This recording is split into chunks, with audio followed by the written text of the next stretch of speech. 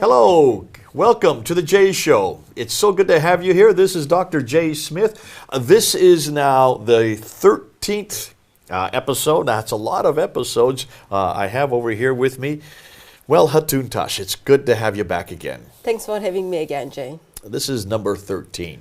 Number 13, it's been a long time. We've been looking at the Quran. In all of the previous 12, we've looked at the Quran, we've been unpacking the Quran, we've been asking questions about the Quran, we've been really being critical of the Quran. We're doing things that really I've never heard anybody else do before.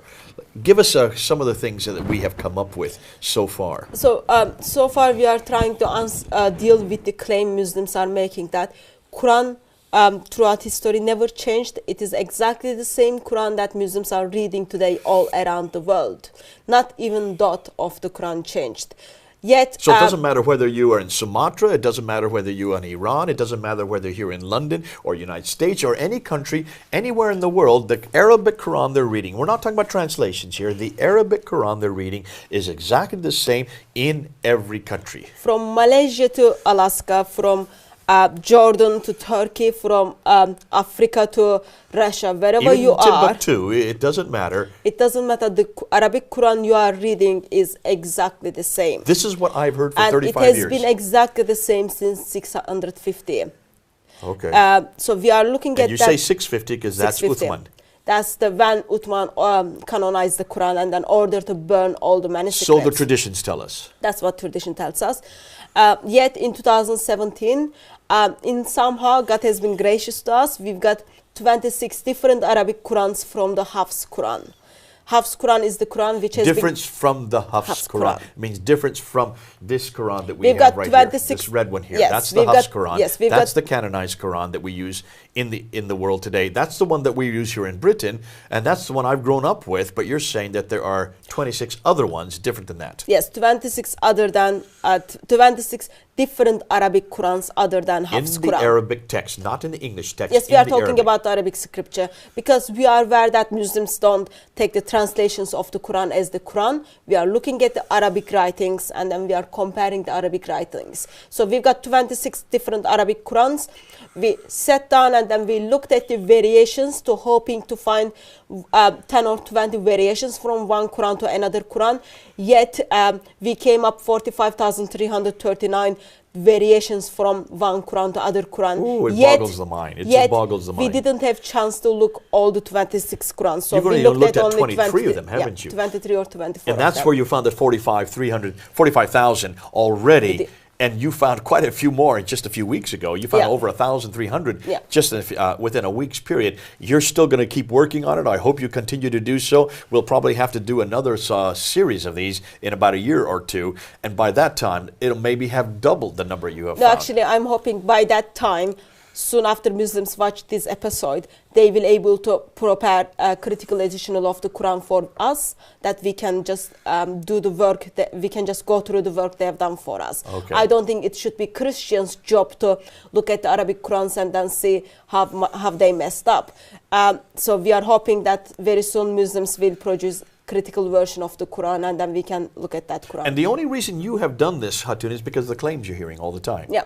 You've heard these claims. I've been hearing them for 35 years. I've always been told, I'm sure everybody watching has been told the same thing. Muslims have always told us that every Arabic Quran, every time someone memorizes the Quran, doesn't matter whether in Timbuktu or in Bombay, they always memorize it the same way. It is exactly the same Quran. Word for word, surah for surah, ayah for ayah, letter for letter. Dot for dot. Dot for dot. And that's why we're bringing this up. That's why you have decided, because you found that this wasn't true. Yeah. Okay. Let's go back and remember we had that graph. We're not going to show it again because we've been showing it every time, where we had a good 24 on the right side and another 13 on the left side. These are the different transmitters who transmitted it differently. These are the ones that changed it. These are the teachers and their students. The teachers said it one way, which is different from the Quran that we're using today. And then the students changed it yet again. Yep. And you had 24 strong, authoritative renditions, changes.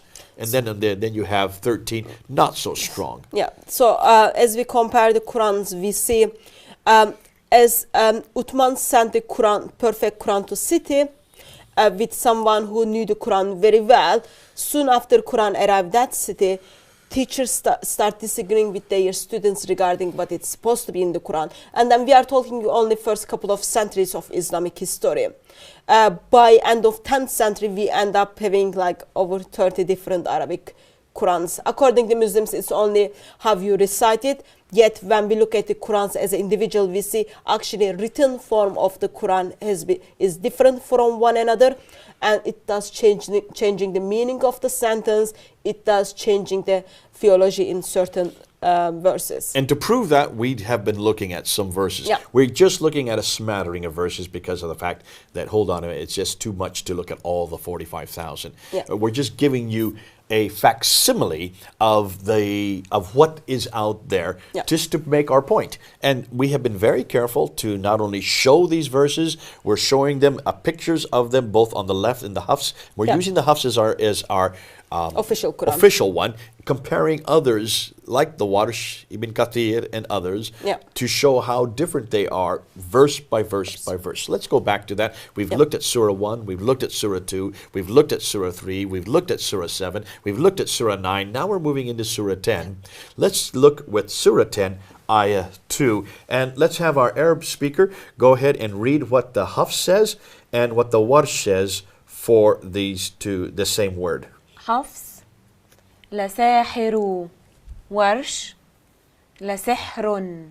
Now, this is fascinating because here's this little old Dagar Aleph again that has now come raising its head again. Here's this Dagar Aleph. This Dagar Aleph seems to always be coming back. And of course, most Muslims would like to throw it out as insignificant. As we said in the last episode, a lot of our friends at Speaker's Corner keep on saying, hey, it's nothing much, just a Dagar Aleph. Who cares? It keeps the meaning the same.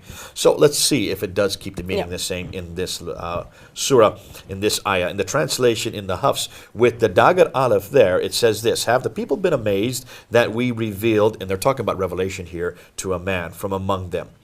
The disbelievers say, indeed, this is surely a magician, which is somebody who does magic. Yeah. In Warsh version of the Arabic Quran, we read, have the people been amazed that we revealed to man from among them? The disbeliever says, indeed, this is surely a work of magic. Oh, wait a minute. So here you have in one case a person, and the other case you have an action. Yeah. A person or an action, completely different. Now, so is a revelation to a man the work of a magician or a work of magic?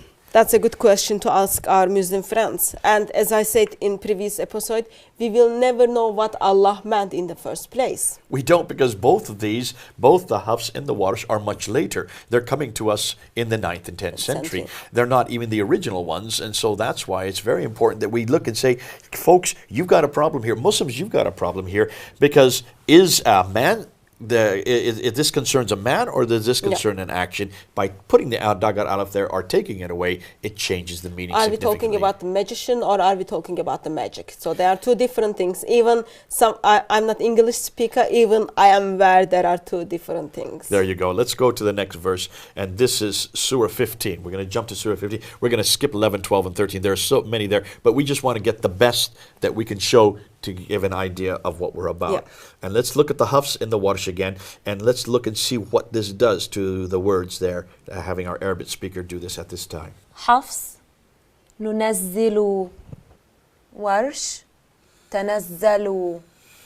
Okay, here you have not only a diacritical difference, you also have a vowelization difference. So if you look at the Hafs, you see the nun with one dot above the letter and a dhamma above it. So there's not only the dot is singular and the dhamma there. When we look over to the Warsh, it is two dots above the letter, and that makes it a ta with a fatta, not a dhamma. So you have a vowelization that is different, which then changes also. In the case of the Hafs, it then has a Z. It has to go down to a kasra, whereas in the Warsh, it stays as a fatta. So you can see this changes it completely. And look at how it changes the translation of it by changing not only the vowelization, but the diacritical marks. The translation in the Hafs is, we do not send down the angels except with truth, and the disbelievers would not then be reprieved. in Warsh version of the Arabic Quran tells us the angels do not descend except with truth, and disbelievers would not then be reprieved. Well, that's fascinating. So really, here you have a problem of who's doing the action here. Yeah. Does Allah send down the angels, or do the angels descend of their own accord? Yeah, we need to ask the question: who is the one who is doing the job of sending? That's right. Who is actually causing them to descend? Yeah. God or angels. So if you take out a vowel and put another vowel in this case you take out the dhamma and put in a fatha, you're going to change, and you put the 1 dot to 2 dots, you're going to change not only the context, you're going to change the tense, you're going to change the action. Fascinating how something as insignificant as that does change the meaning. And as we talk about the angels, we are aware that Islamic tradition a bit messed up with the angels. We don't know actually who are those angels, what are those angels. So I think it's fair to ask the question, how those angels are descending, who is sending them, or are they using their own will to come down, or what's happening? Hatun, you're bringing this up from what we just did this last Sunday at Speaker's Corner, which is now on video. You can go see it in our Fander Films. Are these angels, is this Gabriel, is this Michael, are angels the same as these individuals? There's a lot of confusion as to who these angels are, even in the Quran. You can then understand why this confusion is, because even the writers of the Quran were changing the tense, changing the context, and sometimes, in this case, Allah has the action, sometimes the angels have the action. If that's going to be changed at this level, can you then understand why the theology and the meaning and then the understanding of who angels are and what their jobs are can be confused, even confusing whether or not Gabriel can be or Jibril can be an angel. And again, sad reality, because Muhammad didn't compile the Quran, because we don't have the Quran from the time of Uthman, we will never know what Allah meant in the first place. We're not even talking about Muhammad there. We're just talking back to Uthman. We don't even have his Quran. That's for a whole other series we're going to get into later. Let's now move on to the next verse, and this is Surah 18, Ayah 36. And let's have our Arab speaker go ahead and read the words there. حفص منها ورش منهما. You can see anybody who doesn't even read Arabic, just take a look at these two words and see that there's a meme that has been added later that does not exist in the first one. Minha, it does not have a meme between the ha and the aleph. When you look at the warsh, a meme has to be put in because above the ha you have a dhamma and then a meme followed by an aleph. Whereas in the Hafs version, it's just a ha with a fatha above it, followed by an aleph. Can you see visually? Can you see visually how an extra letter has been added? I hope you can do that by just looking at these two side by side. Now let's see how this changes the meaning. So in the Hafs, the translation is, and I think not the hour will ever come, and if indeed I am brought back to my Lord on the day of, in this case, in the day of resurrection, I surely shall find better than this when I return to him. And in Warsh version of the Quran, and I think not the hour will ever come, and if in need I am brought back to my Lord, I surely shall find better than both of them when I return to him. Wow, wow, wow, wow, wow. From better than this versus change to better than both of them. Then it's talking about two other things. Yeah.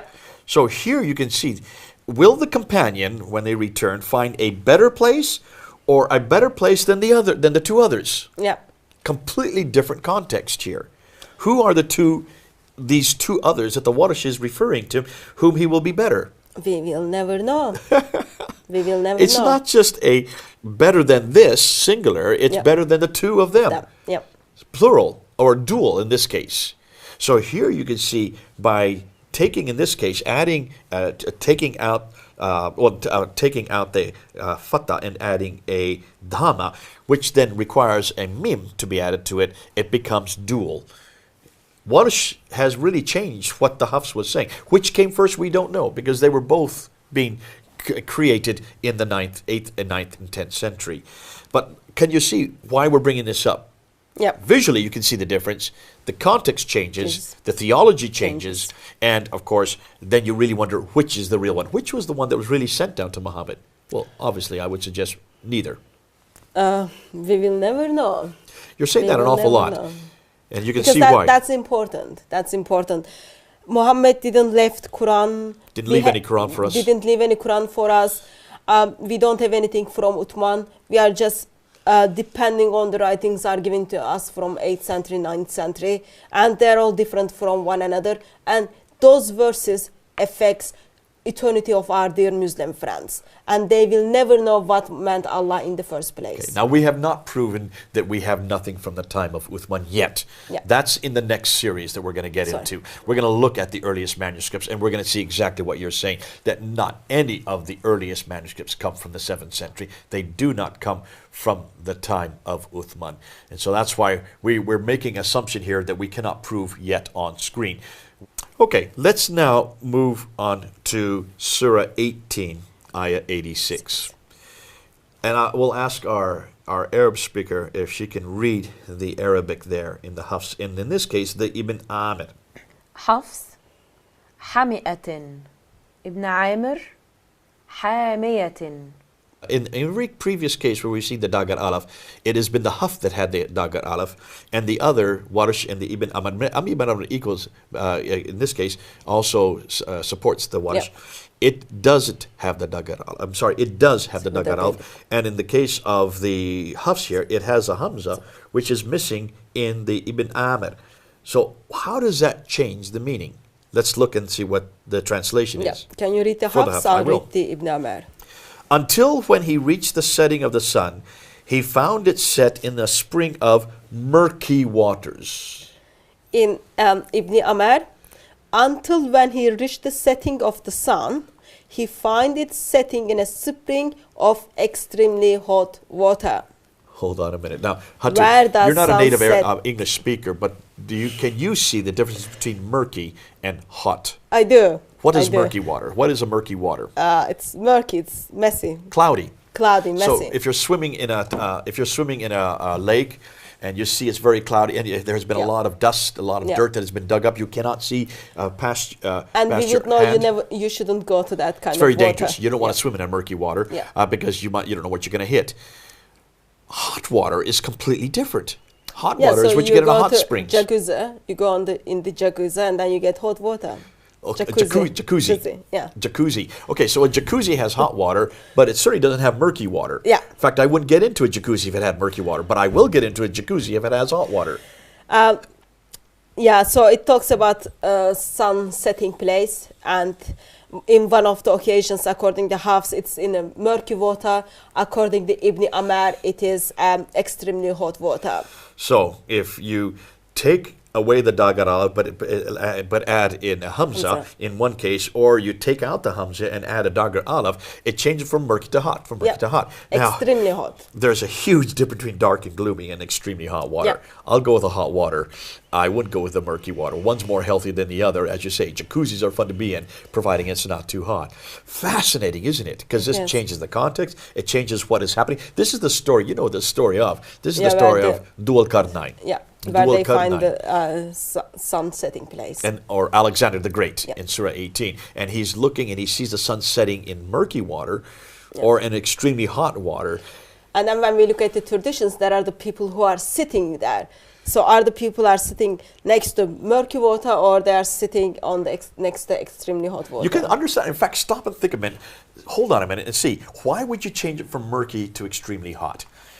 Well, Because you scientifically are- thinking, if you're scientists in that time of the year, in the 9th century, you don't understand anything about the distance of the sun, and you're watching the sun set. You're on the beach. And you're watching the sun set, and you think, well, wait, wherever the sun is, it would then heat the water because you're thinking the sun setting in the Yeah. water. So somebody's sitting there looking at this, say, wait a minute, murky, can't be murky because the water I'm looking at, it could be at a lake or maybe it's on Yeah. the seaside. It's not murky where they're sitting. Maybe it's better if we change this to hot because the sun setting would steam the water up, would make it hot. And that's why even thinking it through, they probably changed it to try to make it more correct. That's a good- pre-scientific. That's a good theory, but we will never know what was their intention. We will never know that. You're kind of getting repetitive on this, Hatun. You're full Sorry of not about that. knowing. You're full of doubt. I like to try to think through why they came up with this conclusion. Sorry about and that. I love the fact that probably this is why they really thought it was going to steam the water up. But you do not do that to the Arabic text, and you certainly not do that to the Word of God. Yeah. If it really is the Word of God, which is the one he intended? What was it that Alexander the Great saw? Did he see the sun? As we know, it doesn't set into any water. Yeah. That's man's way of thinking. And that's why, interestingly, even that story from Dhu al-Qarnayn, it comes from actually a tract written by the great, not great, emperor called Heraclius, Yeah. written in 632. He wrote this tract as an aggrandizement for himself, saying, this is me. I'm the one that Alexander the Great's talking about in 300 BC when he goes to the west and he sees the sun setting in the water, and he goes to the east and he sees the sun coming back out of the water. As he's looking at it, he's saying, Alexander the Great then goes to the north and he sees people being, they're being Yep. destroyed by these barbarians. He builds a wall of iron and brass. We're not even going to talk about that. And then the people turn to him and says, in 900 years, someone's going to come and going to destroy those barbarians across the mountains. And Heraclius says, it is me. I'm the one Yeah. that this prophecy is about. I'm the one that Alexander the Great was referring to. It's a political tract. That gets incorporated into the Quran in Surah 18. Of course, when they incorporate it, it looks like, in one case, Hafs thought it was murky water, and Ibn Amir thought it may be hot water. But listen, this is just a nice little tract that comes from a man made anyway. You Yeah. can change it at will as you want. Yeah. Fascinating. We and can it's unpack only that. it's only playing with couple of small letters of Arabic language. A Dagar Aleph or not Yeah, a Dagar Aleph Hamza, yeah. changes it completely, and in one case putting a Hamza in or taking it out. Now let's go on, and we have a few minutes left, so we want to continue on with Surah 19. Verse 77, let's have our Arabic reader then read the two words there. حفص ولدا خلف ولدا. So let's take a look at this. On the Hafs side, waladan, and you have a fatha above the letter waw. Yeah. And on the Khalaf side, you have a dhamma above the waw, which makes it wuldan versus waladan. Yeah. And of course, if you have a wala, you have also a fatha above the lam. But in the Khalaf side, you have a hamza, a sukun, sorry. So you've got a real problem here because one is singular and the other is plural. So let's read the translation. In the Hafs case with waladan, then have you seen he who disbelieved in our verses and said, I will surely be given wealth and a child. In Khalaf it is, then have you seen he who disbelieved in our verses and said, I will surely be given wealth and children. So are the disbelievers given one child or many children? Well, there's a huge difference there. Yeah. I would want to know how many children I get if I disbelieve. If I disbelieve, do I just get one child or many children? Depends if you like children or not. And therefore, it may make you a believer or a disbeliever. Yeah. You don't like children, so you probably want to be a disbeliever in this case of Allah. If someone who likes children would want to be a believer. I'm just playing with games here, but Yeah. can you see it? This does make a difference, and you can see it certainly makes a difference to the disbeliever. Yeah. So simply by adding waladan or wuldan, by changing the vowel here, by putting a fatha and changing it to a dhamma, it changes the context completely. Yeah, from singular to plural. Okay, now let's go to Surah 37. We're jumping quite a few here because we're running out of time. We don't want to do too many. There's hundreds and hundreds and hundreds we could look at. Yeah. Let's now look at Surah 37, Ayah 130. And let's have our Arabic speaker read these here in turn. حفص الياسين ورش آل ياسين. Okay, this Oh, is well, fascinating. sounds looked very, very same.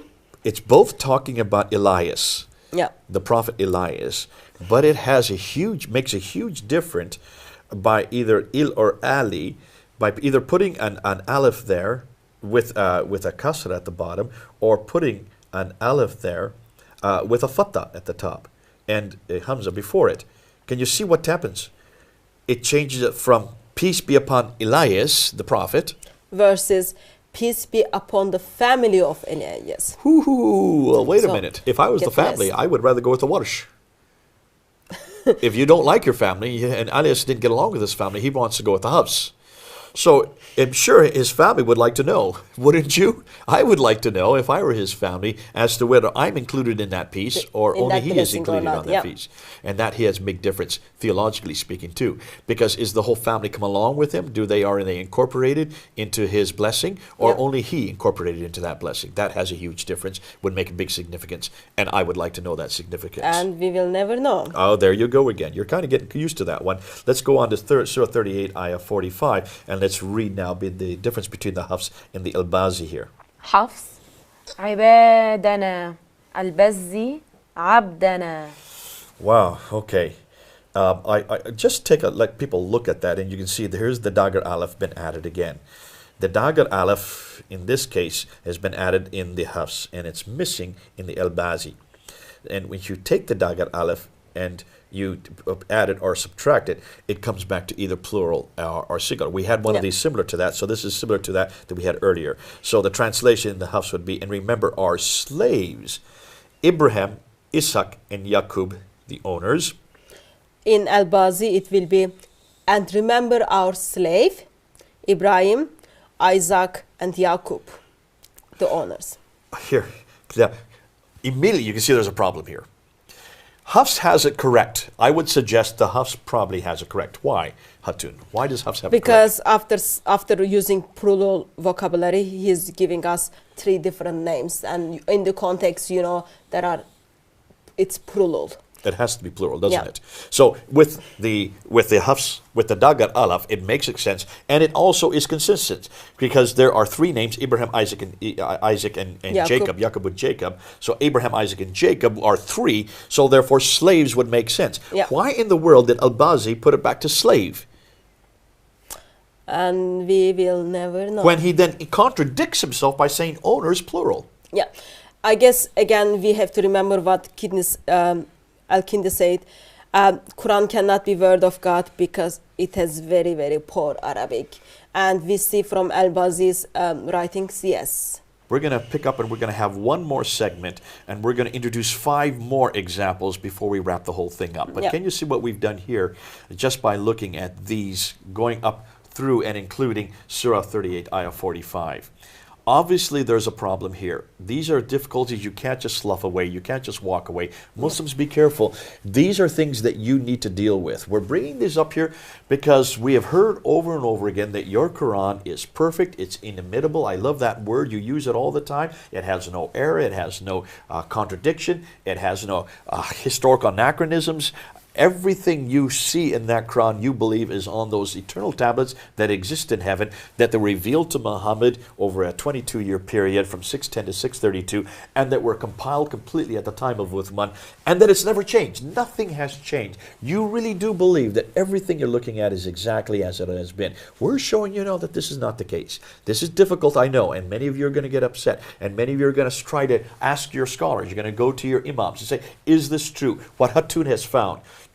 Is this true? Listen, don't trust us. We could be lying.